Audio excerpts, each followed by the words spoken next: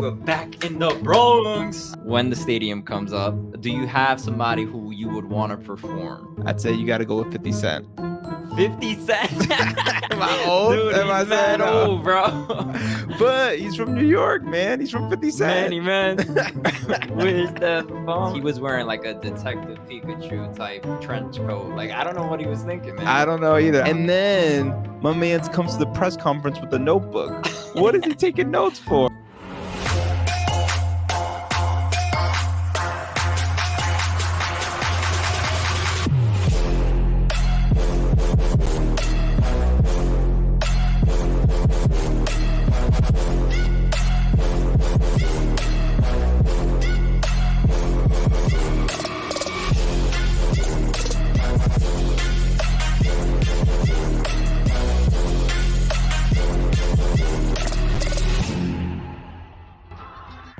What is going on, guys? Episode 7, Season 2. I'm Javier. This is my brother Danny.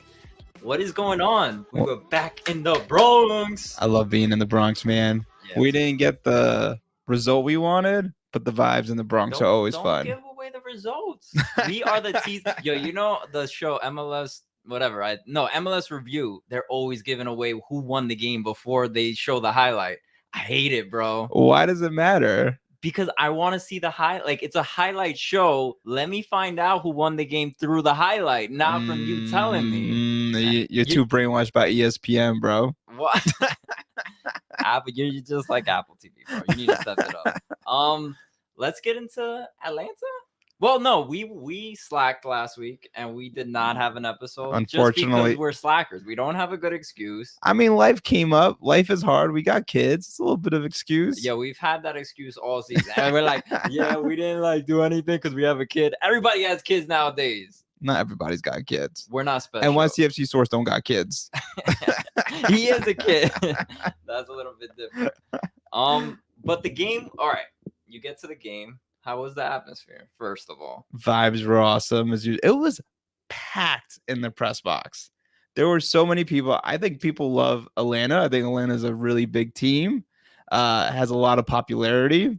And you could tell there was just a lot of... Also, I know we're there to watch NYCFC, but I was excited to watch Almada play, man. That guy is such a superstar. Granted, I will say, I don't think he looked that much of a superstar against us. Granted, he played well, but he did not look like a superstar that was dangerous. Bro, his distribution of that ball, if it wasn't for our stud, Barrazza, we would have lost that game 4-1, bro. Yeah, no, he played well. Atmosphere was good. I mean, I'm late. I was always late. So it's funny. I go into the stadium and I'm like, one of the NYCFC workers there, they're like, oh yeah, there's a rapper here. I have no idea who the rapper is. I still to this day don't know who the rapper is, but he rang the little thing that made the smokestacks go up. But there was a rapper there. We were talking about this. If you, and let's say in 4 years, when the stadium comes up, do you have somebody who you would want to perform? Rapper. Perform like at the first game? Yeah, like perform at the first game. Who would be your top artist go to? I mean, 4 years from now, it might completely change. But right now, if it was going to open tomorrow. Well, it's got to be someone from New York. I wish you would have given me some prep time instead of just coming up with this question on the spot. Someone from New York. It's in Queens. I'd say you got to go with 50 Cent. 50 Cent? Am I old? Dude, he's mad old, bro. But he's from New York, man. He's from 50 Cent. Manny, man. Where's that bomb? No. I mean, ideally, Jay-Z's way too big for us. But you got to go with Jay-Z. Jay-Z's even older than 50 Cent. No, but Jay-Z still has a presence. 50 Cent's like, all right, it's 50 Cent. That's true. That's true. I mean, Nas is also from... no, is he from New York? No, I think he is. No, we're gonna get cracked on after that. But yeah, I guess Jay-Z would be up there. Would be up there. But I like 50 Cent a lot, though, man. You mad? Playing in the club? 5 years from now, that guy's gonna be walking out in a cane. That's gonna be Jay-Z. All right. I'm done with this. Let's get into the game. All right. Guide us through this game. Give me a little step by step or anything you thought was relevant. I mean, first, I felt like, and because she mentioned it during the press conference, felt like the first 10, 15, 20 minutes of the game, we looked scared of the team. We were giving them a lot of space. We were afraid they were going to score on us, and we were like hesitating a lot. Then it felt like things started turning around. You saw some nice, like a nice cross from Segal, which actually almost ended up hurting the goalie. Oh yeah, in the 18th minute mark, right when Exactly. he had the chance to score. Yeah. So talking about that, Guzan. Now we're hearing reports that he tore his MCL that play. That's crazy because he played the rest He of the played game. and that was the 18th minute. So he played the rest of the game with a torn MCL, which is actually pretty impressive. But there's a lot of back and forth going on Twitter, like that should have been a red card, like he should have been suspended for that because they thought the cleats hit him and it was a high boot. Did you think it was a foul watching it like at the stadium live? At the stadium, the problem is we were a little far behind, so it looked bad. Well, it was bad. The guy tore his MCL. That's pretty bad. But I couldn't tell, and there was no replay at the time at the stadium. Yeah. So then I could not tell. And when we looked up the highlights, that wasn't included in the Apple TV highlights. Yeah. So I don't know. From the stadium, it didn't look so bad. I mean, it looked like they crashed, and I couldn't tell that it was 100% Segal's fault. But Segal went to the goalie and apologized when he got up. Yeah. So, and what we heard from Atlanta's coach after the game was that this is like a third or fourth time that goalie's been injured and they haven't gotten a card against them. So he said, I completely understand the red card that happened later in the game, but if that's a red card when Segal hit, then he thought it was valid that Segal should have gotten a red card for exactly. his hit on Guzan. Exactly. That's fair. I mean, I want to keep talking about this, but I just need to address the Atlanta head coach's jersey. For the people on the podcast, he was wearing like a Detective Pikachu type trench coat. Like, I don't know what he was thinking, man. I don't know either. I also don't know why out of all the detective movies, we kept relating it to Detective Pikachu. Bro, because Detective Pikachu, he wears his little hat. But I just thought it was funny too, because on the sideline throughout the whole game, he's wearing this trench coat. Yeah. And then my man comes to the press conference with a notebook. What is he taking notes for? No, what was crazy is I think on his arm, he was wearing like an armband. Like he looked like he wanted to, like, I'm the captain of this squad. I name nobody. I am the captain. It was crazy. Yeah, it was wild. But yeah, I didn't think it should have been called the red card. I think it was a fair call what they laid out. I think he was just going for the ball. He was tracking the ball. It was no malintentions by Segal. Mm-hmm. But it just happened that they collided. I think it was more of a knee to knee action than actually like the cleats to his leg. So it is what it is. I mean, it didn't get called, and I think that was the right call. What does it say about NYCFC that we scored only one goal with a goalie that had a torn MCL?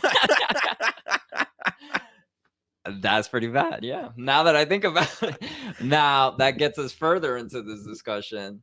We only scored one goal with a torn MCL from the opposing goalie and 10 men. That was tough, man. It felt like it's interesting though. So it's crazy that we didn't score more goals. But before we even talk about the offensive issues we had, I mentioned it to Eric, who was sitting next to us from a Sub Soccer podcast, that I don't know how this happens, but every time the opposing team has 10 men, they've scored a goal on us. It felt like in the past couple seasons. And I didn't look up the stat because I was too lazy to do it afterwards. I knew that was coming. I know I watched enough of NYCFC games to know that has been a consistent trend of ours. And I don't understand how that's possible. I think, well, let's get into that goal that actually did happen. So it was a set piece that came in and then it got deflected and then it looked like it was going out of bounds. So everybody thought, oh, this is out of bounds. Almada got the ball before it went out of bounds. He tosses it. I mean, he kicks it into the thing. And what's the guy's name again? I call him Giannis. I come at a puto, but I know that's not his name. Their striker heads it in. So it was just like a play that was lazy and like it shouldn't. It looked like we thought the ball was gonna go out, so everybody got relaxed. And there's been times like that where something like that happens where we're a little lazy and then out of nowhere they just score on us. And it made me sad because it was Chanot who kind of slacked a little bit there. I mean, one, there should have been a man tracking him, and it was, but then when they thought it was out of bounds, they just left him open. And then he ran towards the goal. Chanot, if he would have jumped, probably could have stopped that, but just kind of watched the ball. He got pushed a little bit though, but watched the ball and then scored a goal. So it's unfortunate. And it was like happen. Minutes after the red card, which is so disheartening because you're like, okay, we got a red card. We're up now. Now it's our time to take advantage and like really pour it on these guys. And it's just become like a trend for our team where something happens where emotions get a little crazy and we always seem to lose our discipline at that moment and then give up a goal. Yeah, no, agreed. We did respond though. Immediately after that goal. Immediately. And it's because so if we looked at our lineup did not consist of Perea. Perea did not start this game. Correct. Instead, we had Talis Magno at the left and then Pellegrini at the right, and we had Segal at the number 9. But I think on the 60th minute, we sub in Perea. Mm-hmm. And he makes an immediate impact. Sick goal. If you didn't see it, it's just outside the box. A golazo. Like this guy doesn't know how to score a normal goal, bro. He only scores golazo. He's a golazo machine, my guy. He's a stud with it. So I mean, Perea, I think just with that type of goals, I think it's just hard to not have him in the starting lineup. I mean, I agree. And I don't know if our boy, I don't know if you have the clip from our coach, but you know, he didn't have an off season with the team. He joins the team right at the beginning of the season. He comes in, he plays really well. Remember, he has that really nice goal for us, but you could tell that when he has the ball, he's not really flowing with the team. It's kind of, he's playing some ISO ball over there. And then because he's so talented, he's able to do things, but he's not distributing the ball. He doesn't seem like part of the game plan when he was there early on. And I think what we're getting from Nick Cushion is, hey man, this right wing, him not playing or starting is not the long-term solution. It's him just getting that preseason that he didn't get and getting some minutes with the team off practice. But I think, you know, with the talent that he has, we're going to see him out there more and more, and he's going to be starting more and more. Yeah, and I think Cushing said, like, I'll play the clip for you, but I think he's a little scared to even put him on the bench sometimes. I don't think a guy like Gabriel Pereira is going to allow me to sit him on the bench for 2, 3, 4 weeks. And he shouldn't. He's a top football player and a guy that is contributing to the team incredibly well. He is always dangerous for us, and the quicker we can get him in the team from the start, the better team will be. Agreed. Stud. So then what happens to Pellegrini? Bench him. Well, if we actually the second coming of Jesus Medina should not be on the bench. If we look at Pellegrini, FOPMob actually gave him a pretty decent score. What is it, a 7.5? Yeah, I thought he played well, honestly. No, he did show some actual good signs out there. I forget, there was one pass he did that was actually fluent that led to a very dangerous attack, which we didn't finish, which is the story of our team. But yeah. I think like I've noticed that he sometimes has vision that a lot of our other offensive players lack. You can see that he can find the long pass, and I really appreciate that from him. So, you know, and his work rate is great. He comes back on defense. I know people don't love him. I know they're like, blah, blah, blah, Jesus Medina was the worst. But I actually really like Pellegrini. So I hope they can somehow get him in the lineup. One thing I wanted to mention is if we look at the goals allowed this season, 4 out of the 8 goals have been conceded through set pieces. Why is that? Is that a lack of discipline from our team? That's a good question. I think which is insane because we used to be so good on set pieces for a couple of years when Dati was here. But I guess that's on offense. But on defense, I think it's because our team is so short. I know that sounds crazy, but like, we're not that short, bro. Chanot, Thiago Martins are tall. Yeah. Who else? And Parks. That's all we got. Yeah, Parks is Big Bird. He's mad tall, bro. That's all we got. I just feel like we got such a short team, and you know what? That's really all I got. That's my theory of why we don't do well on set Well, pieces. one What thing are that your I've thoughts? seen, I've seen is we make the same mistake over and over in games. So Mhm. they'll have a set piece and they'll go back to the same set piece, the opposing team, and we still won't guard it the way we should. So we really need to make sure, okay, if they beat us out on one set piece, they're probably going to try it again. Make sure you guard that same type of set piece. You know what I mean? That's true. So I think as long as we start being more disciplined, it's something that's fixable, which is a good thing, right? Yeah. If you had something that was not fixable, like you just have a horrible defender, but this is more formations, knowing, marking your man. If you can fix, that's easily fixable, but it's just something that has to be, I think, done in practice and like really just studying film of other teams and like, all right, when they come out like this is what they want to execute. No, that's a much more intelligent answer than my answer. And just to kind of emphasize on that, that I was going to include to actually sound smarter than what I just said about the height, is that we have consistently seen our team ball watching and not marking our men on set piece. Sometimes not even in set pieces, just in the game. But that's been our big thing on set pieces is ball watching, and it kind of felt like that goal that we gave up was Chanel ball watching. And so I agree with you. Yeah, if you just look at the stats, I mean, you would think we were gonna win this game. We have 14 total shots to their 9. I mean, they had a higher expected goal, which is crazy because they had 10 men for 30 minutes of the game. It's.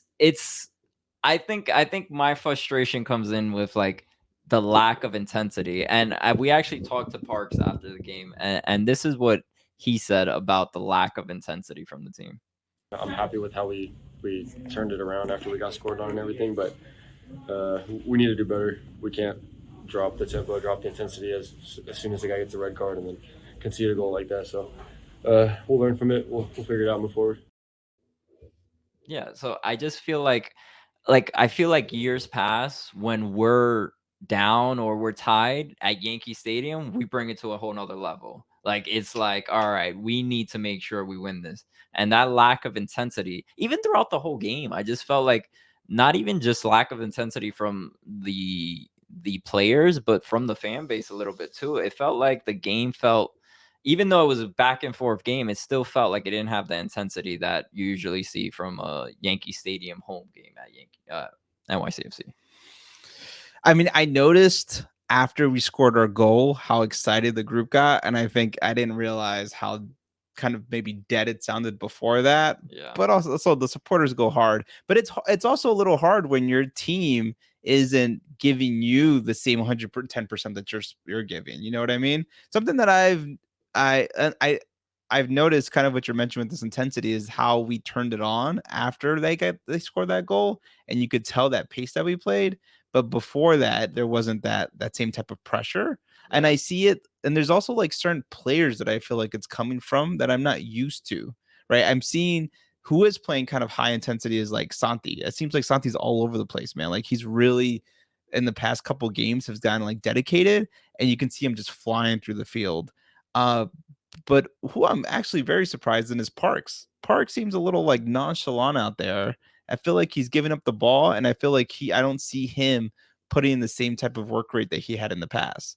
And did you see the same type of thing from Parks? I wouldn't say so. I thought Parks had a reasonable game. Maybe that's my love for Parks, but but I didn't think that Parks was playing bad. To be honest, if I was gonna call somebody out, I would say Talis Magno. Still felt like is like now he thinks he's the 9. Like now is he confused at the left wing? I still feel like if I'm gonna call someone out, I would hope that I could have seen more for Talis Magno. But it's just because we have such high expectations for him. Yeah. And what'd you think of Jason Segal? So Segal at the number 9, he wasn't terrible, but he wasn't awfully exciting either. One thing that I saw that kind of worried me was his pace and his speed. There was times where Santi led the ball a little forward to see if he could get to it, and the defender always got to it. So that's what concerns me, but I don't think we've seen enough to say, okay, this guy, I mean, it was his first time at Yankee Stadium, first home opener for him.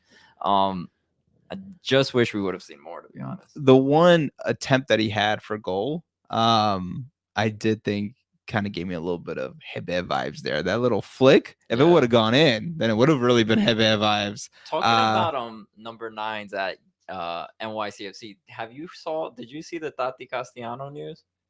Bro, I don't know what you're talking about, but I've been calling it. I thought he's coming No, back this he's- summer, bro. Wow, it's not that he's coming back, but Girona was playing Barcelona, I saw that. and He had a chance, right? He had an open, clear shot, and he missed pretty badly. It was clearly wide, and it was 1-on-1 against the goalkeeper. And then there's a video that was posted of him like crying, like being sad, and then he deleted his social media accounts, or he like made them private. So his Tati Castellano on Instagram private, Twitter you can't even find it. So I think he's been going through a lot of hate because of what happened that game. But one thing they're gonna do, and it shows that there's still a supporter section that really cares for him, is the next game that they play at the 9th minute, they're all gonna cheer because he has the number 9 in the back of his jersey. So I just found that interesting, but it might go back to your theory. Maybe he wants to come back home. We'll treat him like a king here. No complaining, no mean tweets. I don't think anybody said a bad word about Tati when he was at NYCFC. But you can tell that if the team's still behind him by cheering from the 9th minute, just shows that. I mean, I noticed when I went to that Girona game that he didn't seem 100% like. They played a little better when he left the pitch, unfortunately, just because like he didn't seem to really mesh with the type of system that they were playing. But what made him so deadly still in the minutes that he was out there was just his work rate. Yeah, he's just such a hustler out there, and he makes opportunities for himself all the time. And that's what I've noticed from this team is not really making opportunities for themselves except for Santi Rodriguez, which is crazy because like so that was just not Santi before, I felt like. And Santi's really the person who's making the opportunities because he has the work rate and he has the talent. Yeah. And I felt like that's what Tati had. But he was never a true striker, man. Who, Tati? He was just so good. No, he was so good. I mean, towards the end, he was a true striker. We had nobody else that was like him. Yeah. NYC still doesn't have anybody else like him. That's what I'm saying. Well, he was a true striker for us. I hope he comes back, man. I know he'd be sad about it because that means it might be considered like a failed career in Europe, but just for a little bit, take a little vacation, come hang out with us for the winter. It's all right. We do some good trick-or-treating around here. Is there anything else we missed from this game? I'm just gonna say, I know we talked about it before, but Freese is never gonna start again. I'm joking. I'm exaggerating. He'll play the U.S. Open. But Barrazza is so goddamn good, when man. These saves, either he's making these saves look a lot harder than they are, or these are just very good-looking saves, because it just looks like there's always a very dangerous opportunity that I got this. He's got this. I don't care if he passes the ball every single time to the other team on offense, bro. If it doesn't lead to goals, I do not care. My man's is saving everything. Yes, he's been giving up goals though. I don't think he only has one clean sheet. Okay, but to negate what you're saying, on a set piece like Almada had, we've seen goalkeepers push up front and then they'll catch it and then the danger is mitigated, right? Barrazza wasn't maybe in the right position that he could have been at for a set piece that was dangerous, where the ball was coming straight to the middle, where I thought it was very close to the actual goal post, which you would think the goalkeeper's right there to just grab it. So that's where I get a little like, okay, yeah, he has some good looking saves, but is he our goalkeeper? Is he the guy who's making all the right choices? I mean, we have to remember he's starting this is his 10th game as a starter. Yeah. Maybe if you're nitpicking and you consider that a goal that he could have came in and swept up, then you have to have the type of patience to let him grow into those moments versus saying, oh, he has those moments, we should try someone else. Yeah. Dude's like 22 years old. He's a goddamn monster, bro. Talking about young guys, Justin Hack and Andres Jason, so they're both I think a sub for the game on Saturday. They both play on Sunday and score goals. That's nice. I'm And glad they're getting some minutes on NYCFC too. That's what I was thinking. I was thinking like, would I feel upset if I was them? You know what I mean? Would I feel disappointed that like, oh, now I'm just gonna play the Sunday game and just score a couple goals, but the talent isn't the same. Like, you know what I mean? Like, that's what I was thinking. Would you have been upset like going out there on a Sunday and playing a game after you just went to Yankee Stadium and it's not the same intensity? I mean, you get some minutes, you don't lose your skill, you gas yourself up a little bit, scoring a couple goals. I'm not mad about that. Jason I'd be happy. He had the assist to hack and the goal, so Jason's feeling like Jason's a beast, bro. I also just love Jason's personality, man. He's just so chilled and like laid back. Yeah. I'm mad though we're not getting the Jason show. He promised us another Jason episode. We need an away game. We just had 2 away games, homie. Yeah, but the schedule is not. I was looking at the schedule for him. I'm his guy, and I'm like, nah, you can't do the Jason show. I understand. There just wasn't no availability on his schedule, bro. All right, let me just double check. So Barrazza's a beast. I hate it on Parks. Tallis Magno. Let's just go back to Tal. Well, striker. I hate that we have to keep talking about this. Dotty's coming back in the summer, but before Dotty comes back, coming back in the summer. Okay, look, this might sound like a crazy idea, but I'm throwing it out there. I know people are gonna kill me for this, but I don't care. I legitimately think our best striker on the team. I mean, it's GP maybe, but our behind GP, Santi reminds me so much of Dotty lately. He's got so much talent. Santi is not playing the 9. Bro, why not? And you put Ledezma on the 10, GP on the right, Magno on the left. Bro, Santi wants to be a striker. That's the thing. That's what kills me with Santi. Santi wants that position. Do we even know if Santi's ever played the number 9? Yeah, he's playing it every game now because we don't have a real number 9. My man is pushing. My man is the fastest offensive player we got, and he's the most deadly, and he makes the most opportunities. I think it's actually not the craziest theory, though. With Ledezma being, to me, Ledezma's playing well when he's out there. And I like Ledezma. I think he can distribute the ball. There's a lot of back and forth. Some people like the way he's playing. Some people don't. You're really moving that mic a lot, bro. You want to calm down? You're getting a little animated there. Point is, wait, do you not like Ledezma?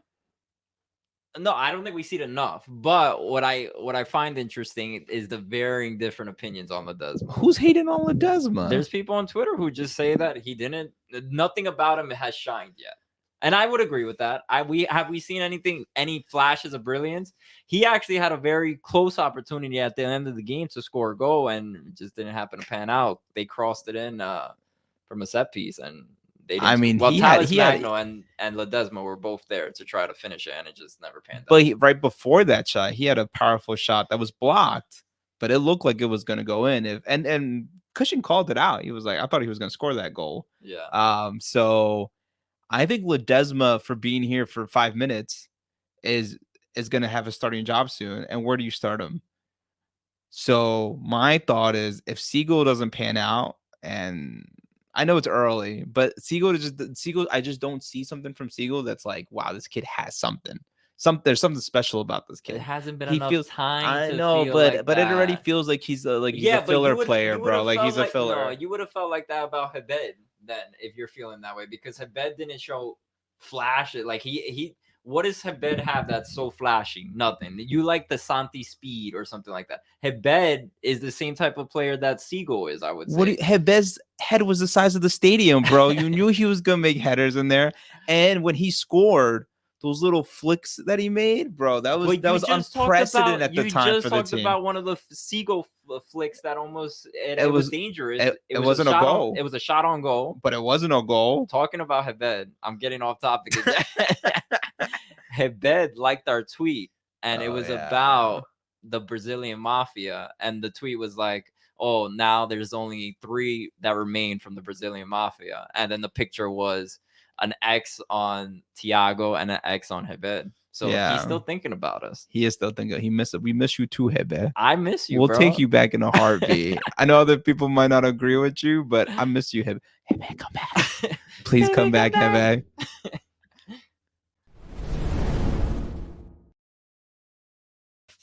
So I guess we're done with our striker conversation. We're done with that conversation because I said we're done. Wait, All right. what else were we gonna add to it? Point is, I think Santi should start. Do you agree with me? Let's play like a trashy team. Let's play like a Sporting Kansas City type team. Gabby Joe's about to kill you. No, we're not even gonna play him this year. But let's play like a really bad team and let's do an experiment. Get Santi at the 9, get Ledezma at the 10. I like it. Pereira and Magno. Bro, that's Actually deli. exciting me That a little. sounds I'm not deli. even gonna lie. That sounds deli. It'd be fun. I'm sure someone's gonna say that's a horrible idea, but I think it sounds fun. If it's a horrible idea, please comment. Yes, let us know. Coach Joe, let us know. Nashville. That's who we play next. A rematch from opening day where they destroyed us. Yeah, but we've grown so much. We've gone through 7 strikers. We're ready. We still don't know who to play. We still don't know. Nashville's 5th place in the division now that they're back in the East. I think they were in the West. They were in the East, went to the West, came back to the East. Well, that was before the season. I know, but still, it's not, yeah, it didn't happen mid-season. They didn't change. Thanks for clarifying. That would have been wild stuff, bro. 3-2-2, 5th in the division, while we're 7th in the division. Hani Mukhtar. Did they just play Orlando? I think it was Orlando they just played. I think they played Orlando prior to that. Well, I know Hani Mukhtar on the Orlando game because that's the last time I paid attention. He had 1 goal and 1 assist. And the man's still playing at MVP level. So is it a little concerning? He's probably gonna start. He didn't start. You remember? I don't know if you remember the first game that we played against him. He didn't start, but he came in as a sub. He came in as a sub and immediately was deadly. I think he had the assist that game. Exactly the assist that scored on us. So is it gonna be scary? Yes. Do I think that if we put Santi as striker, we got a chance? No, I mean, I'm not saying we have to put Santi as striker, but I do think that we have, Thiago. We didn't talk about this, but Thiago Martins is goddamn MVP this year too, man. He's playing so well. There's an interesting stat that just came out today. It was about him moving the ball forward, I think it was, or him progressing. What do you know what it was? I'm gonna ruin it too. It was like he progressed or moved the ball forward more than any other center back in the league or something like that. Yeah. One thing I will say is Callens, when he used to do it, bro, he was like all over on the other side of the field. But he's no Callens, but he's still playing tremendous. He is playing tremendous. I think he's really stepped up to that DP slot that he has. Yeah. And yeah, there's no complaints there. Even though you were going so hard last. I want to play. You know what? I should do a compilation of all the clips of you going so hard on Thiago Martins. Yeah, bro. Remember that clip I made of Callens watching kids play soccer? And I was like, Callens looking for a partner at center back. That was, people love that though. I think it had like 100 likes on it. But he's like transformed. He's like an amazing player. He is. Him and Chanel have become a good duel. Imagine if you saw Callens, man. You know, one thing we missed also before. What? James Sands, he got injured. That was a major miss. James Sands. So he left. He got injured, played like a minute, and was like, "Nah, I can't keep going." Mm-hmm. And then I heard after the game that he left early for X-rays. So we're gonna see what happens, but that's gonna be a huge loss. It is gonna be a huge loss. Luckily though, I mean, we do have Alfredo Morales. It's not like, I understand Sands is a much better than I mean, honestly, I don't really agree with that. I think Alfredo Morales is a great player. I don't know why, and I don't know if it's the system that's being played now, even though it's the same system that I felt like last year. But I feel like Alfredo Morales has taken a step down. Maybe it's a lack of playing time. Yeah. I don't know. But it's just, he looked great last year, but did he look great because James Sands wasn't there? You know what I mean? Like, now that you have somebody who's a very talented player who's played in Europe, it's hard to feel like James Sands shouldn't start every game. I'm not saying he shouldn't start every game when he's healthy. I'm saying that if you have, I don't think we're going to take huge steps back when we got Alfredo Morales as the sub. Well, the only game that we've seen where James Sands and Alfredo Morales was in the game together was when Chanel went for international leave. So we haven't seen Alfredo Morales without James Sands on the field. So I think it'll be more fluent because James Sands was kind of playing out of position. So we'll see how this game goes if James Sands doesn't play against Nashville. Yeah. I don't know if that's 100% true though, because I think Morales started the season, and I do think right. You could be And right. I think he played Alfredo one. Morales came in with some subs, and it was like Morales and Parks. I think I posted. Oh, it wasn't that long ago where I was Morales and Thiago Martins were like fighting with each other, and I posted that tweet that they were going to get a divorce.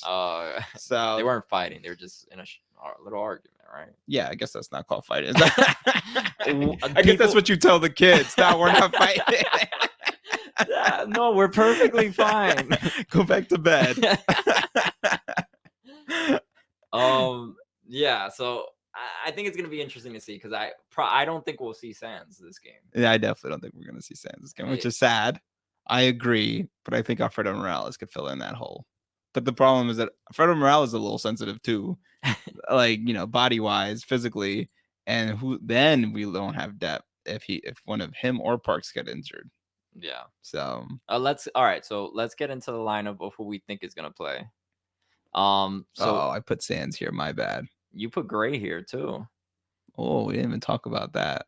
Okay, so what I think the starting 11 is gonna be, and I don't necessarily believe this starting 11, but let's say Kufre, Chanot, Thiago Martins. I'm gonna say Yannick. Okay. Barrazza goalkeeper. Alfredo Morales, Keaton Parks, Santi Rodriguez, Talis Magno, Gabriel Pereira, and Segal at the number 9. Okay, so on our board we have Gray, but do you think Gray's starting? No, it's probably going to be Olenek. I think Olenik's playing really well. I think so too. I think he's very assertive on offense and aggressive on offense, and he's had some really poor shots trying that, but I do think that we saw a lot of frustration last year between GP and Gray, because I think GP wanted to be able to build that offense on that right hand side and wasn't able to do that with Gray. So there was all that frustration. And now you have someone like Olenek who kind of is closer to Tinnerholm, and we saw last year where there was a lot of great play between Tinnerholm and GP. And so I think unfortunately for Gray, and unfortunately for me too, because I think Gray's a great player and he's from the Bronx, so I want him to succeed. I think Lennox kind of more and more taking that role. Yeah. One interesting thing is Blue City Radio Michael tried to ask Amundsen how do you feel about your lack of playing time, and he gave him like a one-word answer, like, hey, like I have no control over it, basically. But you could tell he was like frustrated. Well, not saying he was frustrated, but his demeanor was like, look, there's nothing I can do about this, and kind of just brushed it off. But I think he's actually been getting frustrated with his lack of playing time. It's kind of crazy to see Amundsen have such slow playing time. And it's really interesting to see that Amundsen is getting, that Kevin O'Toole's getting more time than him. We haven't really seen that much Kevin O'Toole time, though. I know, but we've seen even less Amundsen time. So I think that's pretty interesting. Is it too crazy to say try? Well, no, because we have Olenek, but it's sad because I really like Amundsen as a player. But you could tell that he wasn't at the level of Dory beforehand, or Goody before him. Yeah. So I'm sad. I'm sorry, Amundsen. I miss you too. Any other? Wait, what was the other lineup? No, the one thing that we wanted to talk about was Pellegrini got a great rating, but he's out of the starting lineup. I think one, you have to start him. You probably have to start GP, and two, we verify this: 5 yellow cards that Pellegrini's gotten this year, which means yellow card accumulation. He's out. I don't know if that's true. So it is true. I did my research. 5 yellow cards. I checked the MLS rules. 5 yellow cards gives you a yellow card accumulation for the first time. So he's going to be out. So we lose that depth. I mean, I'm sure most people don't care. I'm the only one in the world who seems to love Pellegrini right now. So you put GP back in, but important to know Pellegrini is going to be out this game. I guess another question is, A lot of people want to see Ledezma out there. Do we see Ledezma come out? And does he get subbed in earlier? Because I think people are more eager to see him. Is it something where if we're not looking too strong, we sub him in early? Maybe your theory could work. Because Santi has kind of played into a 9 role when there's subs that come in, right? Like he's been a little more up top. So maybe that could work out if late in the game, we're in the 60th, 70th minute, and we put in Ledezma and then move up Santi or Talis Magno shifts to the 9. Yeah, and I think they've already attempted to put Santi on the 9 for a few minutes in the game. So yeah, I think Segal's gonna start, right? Segal hasn't played poorly. According to Cushion, he's playing great on practice. And so you give Segal a chance, and if Segal doesn't step up, maybe at halftime you put Santi on the 9 and Ledezma in. I think you got to give Ledezma more time. He's just so talented, and we kind of need that depth. And I think it's a good game to put him in. So yeah, let's see more of him. Let's see. One thing I want to talk about, we didn't talk about this. Game's gonna be at Citi Field. How do you feel about that? Are you excited? I am. You know what? You know what I like about the 2 stadium thing? We get to do 2 different things, right? You got like a Yankee Tavern, you got stands, you got the dugout at the Bronx, but then you pour Citi Field's for you, bro. You got the tailgating. The tailgating. They always be coming out hard at Citi Field with the free samples and all that stuff. They love Fan Fest. They love Fan Bro, Fest, they're like, man. Fan Fest, it's gonna be crazy. Paint makeup on your face. Free t-shirts. Free whiskey. I feel like every time the game's at Citi Field, like NYCFC front office is like, oh, we're gonna make this fun. That's because they know the stadium's gonna be right next door, man. No, but back then, last year they even did that. That's why I'm a little surprised. Like, they never get us this excited about being at Yankee Stadium. You don't think they knew about the stadium last year? There was negotiations. Nothing was signed in paper yet. Yeah, but they've been dealing with parking lots in the Bronx for like 10 years, bro. They knew that wasn't gonna happen. Yeah, so I'm excited about Citi Field. I feel like the atmosphere is usually good at Citi Field. It's gonna be interesting to see the turnout, because now this isn't just, oh, we have an off game at Citi Field. Now we have a game in Queens. Let's get people to turn out, because now this could turn into something. You know what I mean? Oh, I came to a game back at NYCFC Stadium. I mean, back in 2023 when they didn't have a stadium, but the atmosphere was great. I want to go now when they have a home opener. So all these people who live in Queens and just might come to a game, that could be the crowd you want to draw to really bring the engagement up. Agreed. And while we're out there, we could inspect for new bar locations, bro. Put on the binoculars, like right here. Right here is gonna be the NYCFC bar. And say anything like, this is where the phase 1 remediation is, because people are gonna come at you on Twitter if you don't know your stuff. We got Chris Campbell who knows his stuff, and he ain't playing. He knows his stadium news. That's true. So don't try to make any speculations. Take pictures. You can't even take pictures over there, bro. You don't know what the site's gonna be. Oh. Okay. Betting with bros. We stopped hyping up the segment. I know, it's because I miss Buzz so much. Buzz, come back. Buzz, we want you back. Come back, bro. Felix misses you more than we do. Oh, yeah, Felix asked about you, bro. Come back. Let's get into these lines. So -110 NYCFC to win it, plus 240 for the tie, plus 270 for Nashville to win, and plus 112 for the 2.5. I keep promoting the 2.5, and I've been wrong way too many times. Bro, they're so disrespectful. Because remember last year, it was like the plus 2.5 was expensive because we just scored and scored and scored. It was so fun. I know. And now we're here, and too many draws, too many 1-1 games, too many 1-0 games. It's not the same team on offense. We don't got Callens as our striker anymore. But I do believe the magic that exists in Yankee Stadium makes it across the bridge. It makes it a Citi Field, bro. Oh, it travels through the bridge? It travels. It doesn't does it go through Queensboro Bridge? or does it go through what's the other bridge? The Triborough Yeah, Bridge. the Triborough. Bro, it's not paying the toll. It's taking the long way. It's going down the 59th Street Queensboro Bridge. Yeah, He's bro. gonna take a while to get there. That magic really does work then, because you take 2 hours if you go that route. Well, luckily the game's at night, so we've got some time to get there. And the Magic don't gotta make it to the Fan Fest. So I say we win it. NYCFC -110. Take that bet. It's a lock.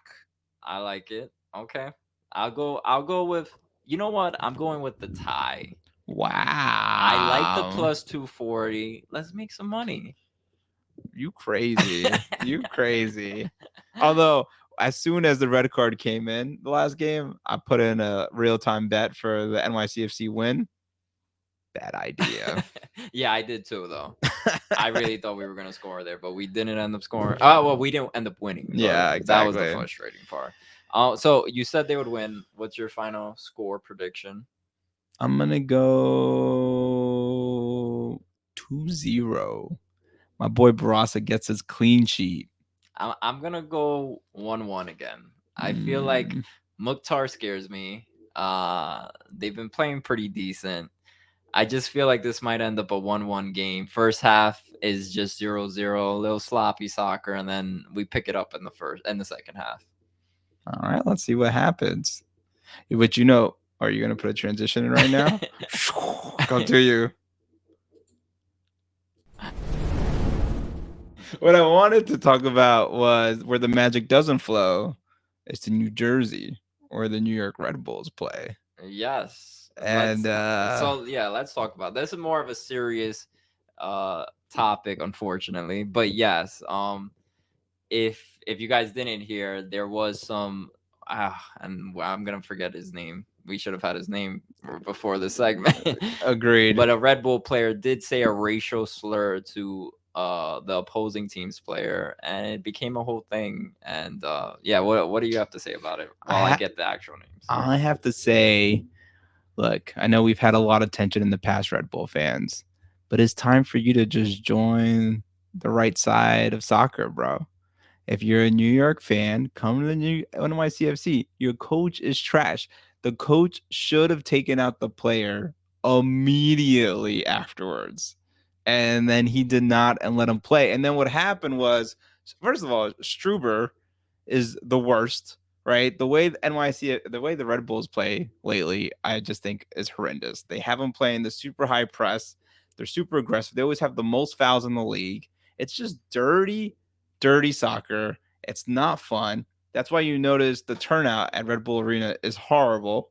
And now you got this players saying racist phrases or slurs on your team, which, okay, my whole thing is I've heard, European players, they come here, they don't really know what's right or wrong because maybe you can get away with that in Europe, like because that happened with Fuentes last year, right? And so a racist word is a racist word. I can't get over the fact that you didn't know the translation. Like, what a racist word is. That's where I get lost in that. I mean, yeah, but like there are still people who say words that are not acceptable in the United States that are acceptable in like other places, right? Like I don't say the R word for somebody who's like mentally challenged. I don't use that word anymore. I used to use it in my normal vocabulary and I don't because I got punished every time I use the word like that. And it makes sense. And I don't use it, right? I understand the N word is a completely different world. But I think that's the bigger discussion. We don't even know the word he used. And maybe that needs to be released. I mean, what other word would it be? I don't know what word was used. We still don't know, and it could have been whatever. There's a lot of ways to say racist things without using, let's say, something like the N word. There's a lot of ways you can be racist. That's true. So one thing I would say is maybe this has to be a bigger discussion of like, okay, this was the word that's used, and let's bring it to light because what if somebody else uses it? And what if they say? I mean, I don't believe necessarily you would say a racist word and not know you're saying a racist word. But then this could help further discussion. Like, you can't use this word. You know what I mean? Like, this is unacceptable. But I feel like the coach made it acceptable by letting him stay on the pitch as long as he did. Yeah. And then he says, in his statement, he says, if I would have known what I know today, then I would have taken him out earlier. What new information did you learn? Did you get it on recording? I don't understand. Did you see that the goalkeeper was the one who was like, this is what he said? Red Bull's goalkeeper went up to the coach, and we don't know exactly what was said, or like in that conversation between him and Schruber, but he kept like insinuating like something like, you have to take this guy out the game, and he never ended up taking him. And the name of the Red Bull forward was Dante Van Zier, and he was recently signed, I think, as a DP this offseason. And what's resulted now is the last thing that was resulted, it was until that he would be stepping away from the club until further notice. Oh, wow. What does that mean? I don't know. What does it mean for a suspension? I think the league has to go really hard on something like this, because if you allow this to happen with player interaction, then this could be something that drags on and happens over and over again, and you don't want that to happen. Do we know how much time Fuentes got when he said the racist slur? No, I don't recall, but I know they're saying something along the lines for Dante is 15 games. Oh, wow. It could be a 15 game, but some are saying it should be even stronger than that. Oh, that's kind of crazy. I mean, but I think you got to make a precedent here so it doesn't keep happening. So you got to do what you got to do. But I think it's being exaggerated by the fact that Schruber didn't take him out. I let him play for so much of the game. I don't think he took him out to the 80th minute. So, like, what he did was wrong. I think keeping him in the game for as long as you did after that was even worse. I don't know if worse, but just as bad. And, like, maybe Schruber should be penalized as well, which I don't want him to penalize because then the team might get better.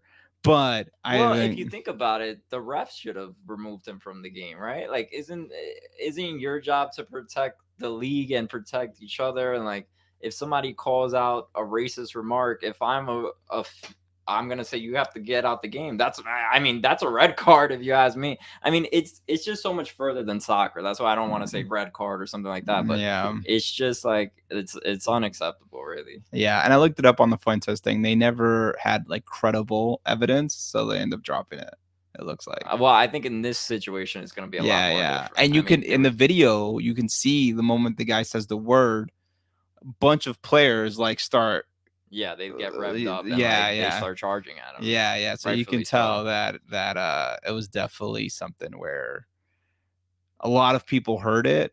I guess the ref didn't hear it, which seemed weird because he was right there, but he was trying to manage that crowd beforehand. Yeah. I don't put it too much on the ref, man. I mean, I heard they had the game on pause for like 20 minutes to figure it out. Yeah, which is unheard of too. But, exactly. I mean, the whole situation's just something you never really see. So yeah, it's a tough situation, but I think what you have to do is make sure you give out the correct suspensions to really negate this from happening again. And I think the best suspension is to suspend the Red Bulls from existing. And then have all those fans move to NYCFC.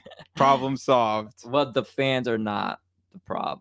Well, Red Bull fans in this case are not the problem. No, but if the Red Bulls didn't exist, this wouldn't have happened. But we have our own. Whatever. We're not even gonna get into it. Nah, I usually say if you like the show, like, comment, subscribe. I don't want to sound this excited after the serious conversation. So, any final words? Excited to be at Queens. Come check us out. We're gonna have again Talis Magno stickers because we forgot them last week, and we heard people asking them.